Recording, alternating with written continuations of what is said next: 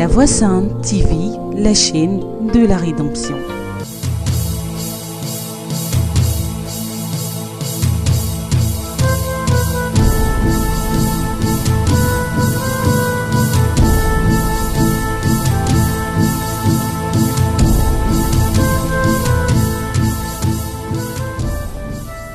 Allons lire un petit passage qui concerne vraiment ce thème.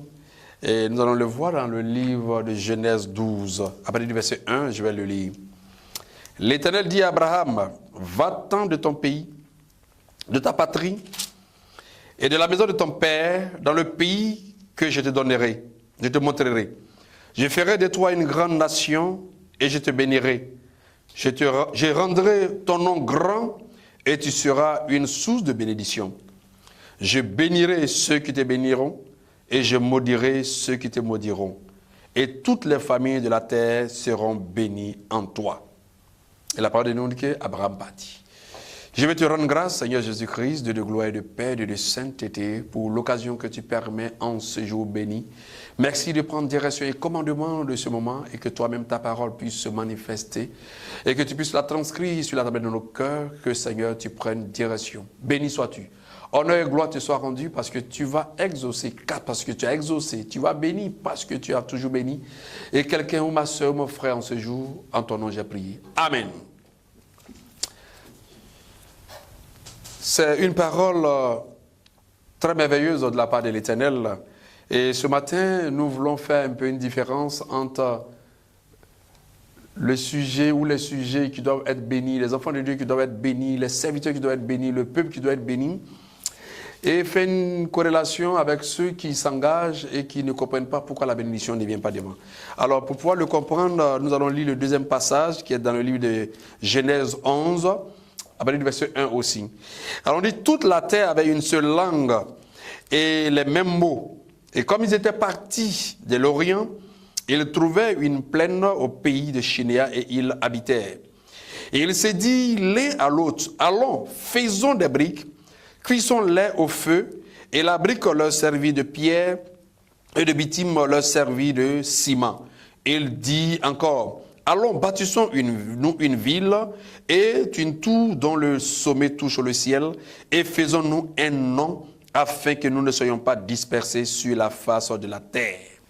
Alors voici deux configurations. Un groupe de ceux qui ont décidé de se bâtir eux-mêmes un nom, et là où la parole de l'Éternel leur retentit dans le cœur, dans l'esprit d'Abraham, pour dire, va-t'en de la maison de ton père. Je veux dire à quelqu'un, à une soeur, à un frère, à un homme de Dieu, je veux dire à une âme, qu'il y a des moments où nous devons comprendre que l'Éternel nous bâtit lorsque nous nous trouvons dans une dynamique de l'accomplissement du dessein de Dieu. Abraham était au sein de la Mésopotamie avec ses parents, son père Terah. Et Abraham a reçu une parole de Dieu pour lui dire, va-t'en. Abraham a été mis en mouvement dès lors qu'il a reçu une parole de Dieu. On dit, il partit. Il partit parce que Dieu a un projet, avait un plan pour lui. Il est parti parce que c'est le Seigneur qui décline un programme pour lui. C'est le Seigneur qui planifie son existence. Le Seigneur qui programme sa vie. Va-t'en. Il ne savait ni où il partait. Il ne savait même pas qu'il allait avoir une telle rencontre avec le Seigneur. Il ne savait pas qu'il allait avoir une telle communion avec le Seigneur. Le Seigneur lui dit, va-t'en. Frère, si tu t'es mis en mouvement parce que tu as entendu une parole de Dieu, sache que c'est parce que le Seigneur veut te faire un nom. Si tu as décidé de poser un acte qui a été commandité, voulu ou révélé par Dieu, sache que même si tu ne vois pas la bénédiction aujourd'hui, demain tu vas avoir la bénédiction. Il dit à Abraham, va-t'en. Et quand il lui dit, va-t'en, tu sors de la maison de ton père, de ton pays. Mais c'est le Seigneur qui dit, je te donnerai un grand nom. Je ferai de toi un grand. Mais c'est le Seigneur qui le bénit. C'est le Seigneur qui dit, Abraham n'a jamais dit, je veux avoir un grand nom. Abraham n'a jamais dit, je veux être le plus grand de toute la terre. Abraham n'a jamais dit que celui qui me maudit, Seigneur, il faut le maudire. C'est le Seigneur lui-même qui dit à Abraham, et Abraham est surpris de ce que Dieu fait pour lui. Il est surpris de ce que sa vie est organisée, structurée. C'est un dessein de Dieu. Il est surpris que c'est le Seigneur même qui l'informe, qui le révèle. Mais regardez ce qui s'est passé de l'autre côté. On dit, les gens parlaient une seule langue. Et qu'est-ce qu'on nous dit? Étant venu de l'Orient, il dit, allons, bâtissons une ville, bâtissons une tour, faisons-nous un nom, donnons-nous un nom. Mais qui était ceux-là? Ce peuple qui avait été conduit par qui? Celui qui a bâti Babel, qui est le fils, mais Nimrod. Vous savez, le diable avait un dessein. Et le diable a inspiré Nimrod pour lui dire, va à l'Orient. Mais qui était à l'Orient? À l'Orient, la parole de Dieu nous dit que lorsque Caïn a tué son frère Abel, il est parti à l'Orient. Et à l'Orient, Caïn a eu une femme. À l'Orient, il a bâti une ville dont il a donné le nom Enoch. Donc en Orient, la ville d'Enoch qui avait été bâtie par Caïn se trouvait en Orient. Alors donc, quand Nimrod dit, on dit étant venu de l'Orient, mais à l'Orient, Nimrod est allé s'inspirer de la ville bâtie par Caïn. Nimrod a fait une incursion, un pèlerinage si vous voulez que je le dise, pour aller voir comment Caïn a bâti cette ville. Mais cette ville, comment elle a été détruite? C'est par le déluge que cette ville a été détruite. Quand le Seigneur a fait venir le déluge sur toute la terre, c'est en ce moment-là que la ville bâtie par Caïn, dont l'immoralité, la dépravation, la polygamie, toutes sortes de vies, le meurtre, l'assassinat, l'envoûtement, tout ceci était le quotidien de cette ville bâtie par Caïn. Et donc, Nimrod était inspiré par le diable, veut bâtir une ville. Mais qu'est-ce qu'il fait? Il va d'abord à l'Orient. Il s'en va d'abord chercher à inspecter, ça va découvrir l'architecture, la technique, les méthodes, voir tout ce qui pouvait permettre de l'inspirer et de réussir cela. Il va, il s'inspire, il vient. Et qu'est-ce qu'il dit? Faisons-nous un nom, bâtissons-nous une ville. Mais c'est différent d'Abraham. Frère, si toi-même tu te bâtis, tu te construis contre le plan de Dieu, et que ce n'est pas le plan de Dieu, mais c'est pour cela souvent tu n'as pas en retour la parole de Dieu qui peut dire, je suis avec toi, vas-y, va-t'en.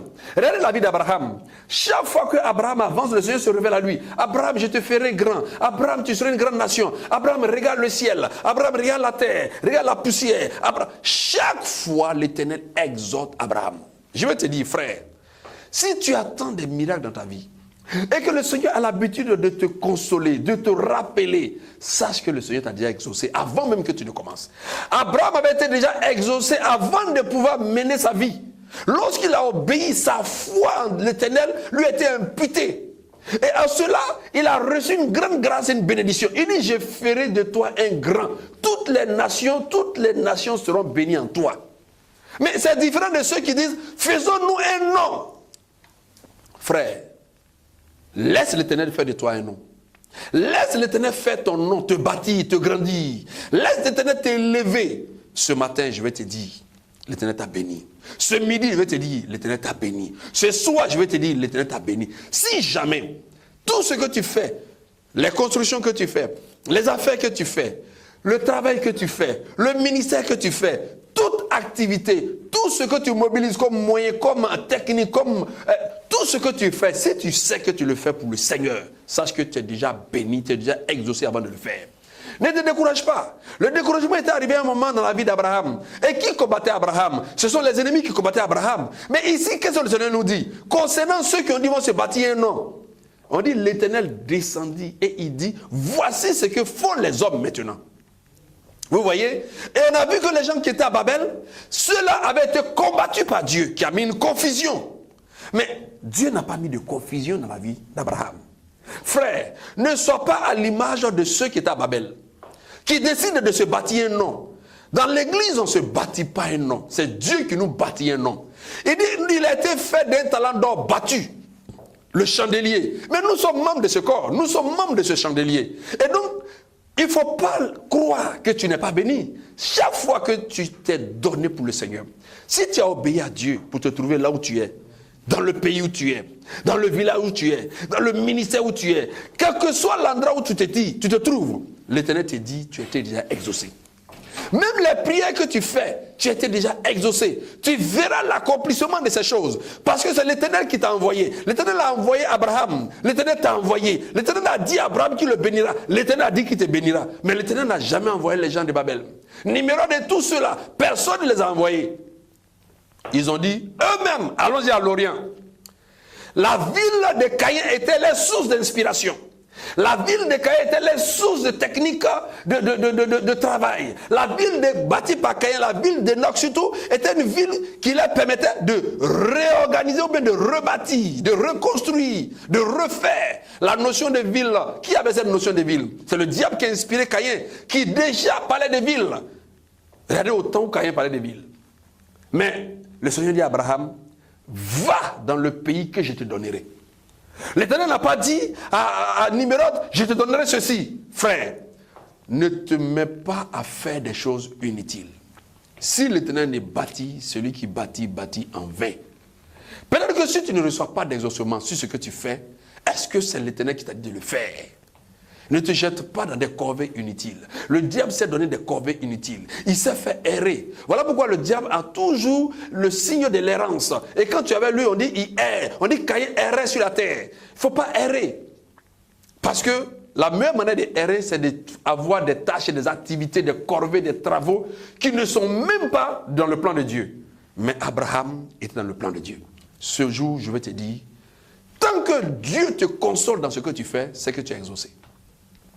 Souvent, moi, il m'arrive de me dire, quand je suis découragé, le Seigneur me rappelle la bénédiction qu'il m'a donnée.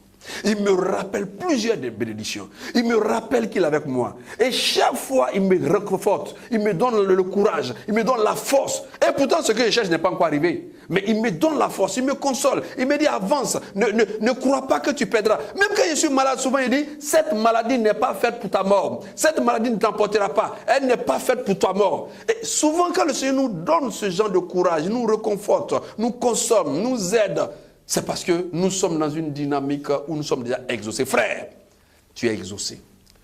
Tu es parti dans ce pays. Tu es en train de traverser des difficultés. Et pourtant, tu dis, tu as entendu une voix de l'Éternel qui t'a dit, va dans ce pays. Mais tu ne vois pas s'accomplir tout ou ce dont pour lequel tu es venu dans ce pays. C'est vrai, mais sache que tu es exaucé. Tu verras la gloire de Dieu. Parce que tu as obéi à Dieu. Tu as suivi la volonté de Dieu. Tu es parti dans ce village pour dire, je vais faire mon ministère dans ce lieu. Mais tu ne vois pas l'épanouissement spirituel. Tu ne vois pas la gloire. Mais c'est parce que tu as suivi Dieu. Si tu es convaincu que tu as suivi les traces de Dieu, la volonté de Dieu, la voix de Dieu, et que tu as reçu une telle révélation, tu es exaucé. Tout mouvement que tu fais conformément à une vision, à une révélation au plan de Dieu, sache que tu es exaucé. Sache. Et puis souvent, quand Dieu te met dans une dynamique, dans un projet où il veut te lever, il dit, je connais les projets que j'ai formés pour vous, des projets de paix et non de malheur. C'est parce qu'il veut te donner une descendance. Il veut te donner des héritiers. Il veut te donner des héritages. Mais les gens de Babel, ils avaient quel héritage? On dit la confusion est descendue sur eux. Ils ne pouvaient plus, par la diversité des langues, ils ne pouvaient plus continuer le projet satanique, démoniaque que le diable avait mis en eux. Frère, ne accomplis pas un projet du diable. Et quand tu sens que Dieu n'est pas avec toi dans quelque chose, change, abandonne. Parce que l'Éternel nous conduit toujours. Il dit, je mets deux chemins devant toi. Choisis ce qui est bon. Frère, sois calme. Le Seigneur te parle ce matin, ce midi et ce soir.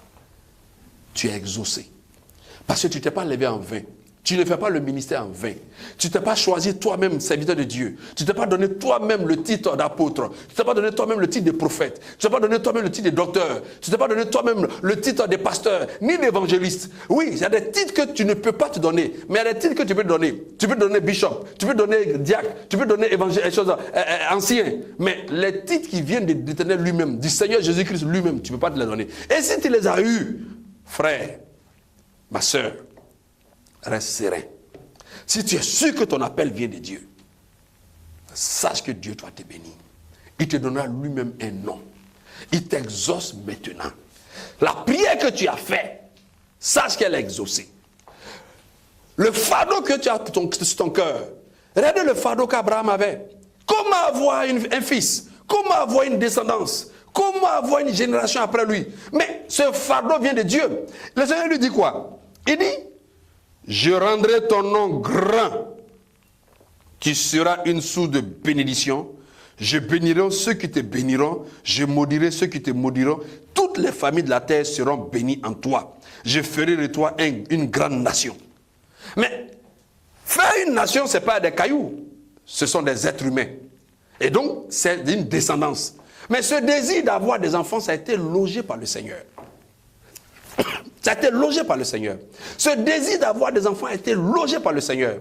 Et donc, il aspire, il exprime ce que Dieu a mis en lui.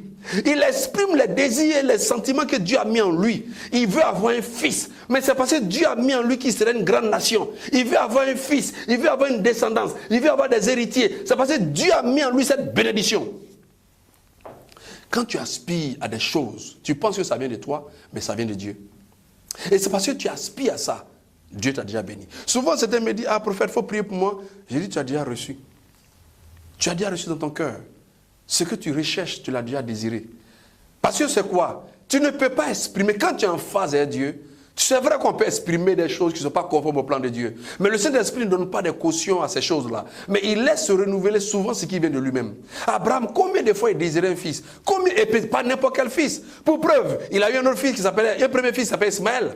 Mais il n'avait pas été satisfait. Il n'était même pas dans la joie. Il n'était même pas content. Et pourtant, il avait besoin d'un fils. Mais le modèle choisi par Dieu, préparé par Dieu, selon le plan prophétique, le dessein prophétique, la destinée prophétique, selon la grâce que Dieu a planifiée pour faire de lui un grand, ce fils-là, il n'était pas encore là. Il le recherchait, il le désirait. Sache que souvent, tu as l'impression que tu peux te contenter de ce qui arrive. Non. Quand l'Éternel t'appelle pour son dessein, il a déjà préparé ce qu'il faut pour t'élever. Et ce matin, ce midi, ce soir, le Seigneur dit, tu es exaucé. Tu es exaucé parce que tu n'as pas bougé comme Nimrod. Tu es exaucé parce que tu ne t'es pas dit comme Nimrod, allons nous inspirer des choses du diable. Nimrod allait prendre la technologie d'abord du diable. Il est allé voir la technique pour bâtir une ville qui venait du diable. Le diable qui a inspiré Caïn. Ce même diable qui a inspiré Caïn, qui a bâti une ville au nom de son fils Enoch. Nimrod dit, allons nous inspirer afin de pouvoir bâtir notre ville à Babel. Mes frères, tu ne t'inspires pas du diable pour faire le ministère. Ma soeur, tu ne t'inspires pas du plan de diable pour faire le ministère. Tu es resté loyal, ton cœur est resté sincère, tu es resté franc. Tu n'as jamais voulu avoir ta main tachetée dans la corruption, dans l'immoralité, dans la souillure. Mes frères, tu te diras, mais toujours, je suis toujours droit, mais les autres prospèrent. Non, non. Les gens de Babel ont eu le temps d'aller à l'Orient. On a l'impression que c'est une expédition merveilleuse. Il y a des gens qui voyagent. Oui, eux aussi, ils ont voyagé, mais c'était merveilleux. On est de là-bas, ils sont revenus. Ils sont venus dans la plaine. Alors, donc vous voyez que quelqu'un peut faire un voyage, mais toi, tu n'as pas encore fait de voyage. Mais tu feras ton voyage à l'image d'Abraham. Tu feras un voyage à l'image d'Abraham. Un voyage qui va bouleverser ta génération. Un voyage qui va bouleverser ta nation. Un voyage qui va bouleverser ta famille. Un voyage qui permettra de dire que tu es une source de bénédiction. Un voyage qui te permettra de dire que tu es une grâce et une bénédiction pour tout le monde. Oui, mon frère, ma soeur, tu es exaucé. Regarde, l'Éternel a un projet pour toi. L'Éternel a une grâce planifiée pour toi. L'Éternel a tout organisé pour toi. Ne rentre pas dans le découragement. Abraham était dans la famille de son père, Terah. C'est la dispersion de Babel qui a permis aux uns et aux autres de se retrouver sur toute la surface de la terre. Mais cette dispersion a permis à chaque peuple qui venait d'avoir des nouvelles langues et qui permettait de coordonner et d'avoir une nation ou bien d'avoir un peuple ou bien, en tout cas, un peuple bien organisé. Mais quand ils sont allés à la Mésopotamie, mais Abraham, il ne pouvait pas s'imaginer que le dessein de Dieu allait venir vers lui. Il se disait que bon, il allait être comme tous les Mésopotamiens qui sont tous idolâtres, qui avaient des statues, qui pouvaient même pour représenter soit un Dieu fils, une autre statue pour représenter un Dieu père, une autre statue pour représenter une déesse. Mais tout ça, Abraham était au milieu. Mais ça, le Seigneur dit, sors de cet endroit. Si le Seigneur dit à Abraham de sortir de ce qui est souillé, de sortir de ce qui est immoral, de sortir de ce qui n'est pas dans son dessein, de sortir de ce qui n'est pas dans son plan, de sortir dans les adorations qui ne viennent pas de lui. Mais qu'est-ce que les gens de Babel ont fait? Nimrod a conduit les gens à l'Orient. Il est parti là où Caïn était. Il est parti là où il y avait la polygamie. Il est parti là où il y avait les meurtres. Il est parti là où tout était acquis à la cause du diable. Et il est venu. Là où Abraham sort, Nimrod est rentré. Mais vous voyez, Dieu dit à Abraham, tu seras père d'une nation. Nimrod dit, nous allons bâtir notre nation. Frère, sur cette terre, il y a des gens qui font pour eux-mêmes selon le diable. Et il y a des gens que Dieu fait pour eux. Tu es dans la catégorie de ceux pour qui Dieu travaille. Tu es dans la catégorie et Dieu ne l'a démontré pas aujourd'hui. Regardez le jardin d'Éden. Quand le Seigneur a formé le jardin d'Éden, et on dit, il prépara, il a fait un jardin d'Éden, il mit l'homme pour le cultiver. Le Seigneur a toujours tendance et désir et l'envie de créer toujours un cadre merveilleux pour sa créature. Et surtout, sa créature à son image. Ne crois pas que ce Dieu l'a changé. Dieu a planifié des gloires pour toi. Il a planifié des miracles pour toi. Il a planifié des merveilles pour toi. Ne te décourage pas de ce Seigneur. Oui, les gens de Mésopotamie, oui, qui étaient là-bas, ils avaient leur vie, mais Abraham est sorti en écoutant simplement la voix de Dieu. Il n'a pas dit, je vais demander à mon père, je vais demander à ma mère, je vais demander à qui que ce soit. Il a écouté la voix de son Dieu et il a suivi ce Dieu-là. Fais comme Abraham l'a fait. Ne regarde pas ce qui est de la majorité attrayante. Ne regarde pas l'image de Nimrod qui pourrait le faire. On dit vaillant guerrier devant, vaillant chasseur devant l'Éternel, vaillant guerrier, vaillant homme.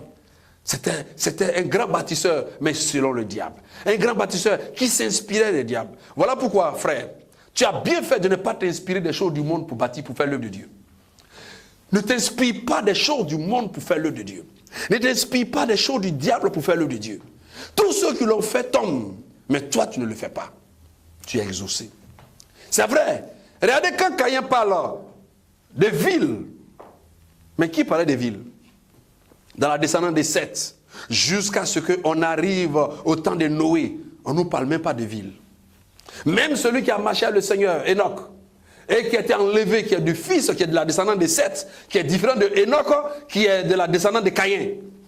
On ne nous parle pas des villes. On a commencé à nous parler des villes lorsque le déluge est passé.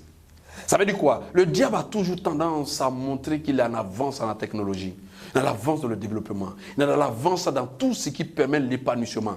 Quand Caïn parlait des villes, les autres ne connaissaient même pas ce qu'on appelle ville. Nous-mêmes en Côte d'Ivoire, à quel moment on parle des villes? On a eu comment? Dans les temps anciens, on était dans les cabanes, dans les cases, dans les campements. Il y a des contrées qui ne connaissent même pas ce qu'on appelle ville. Mais ça veut dire quoi? Mais si tu n'as pas regardé à tout ça, et que tu t'es permis aujourd'hui de marcher selon le plan de Dieu, Dieu te dit, tu es exaucé. Ton exaucement est une grâce. Ton exaucement est une bénédiction.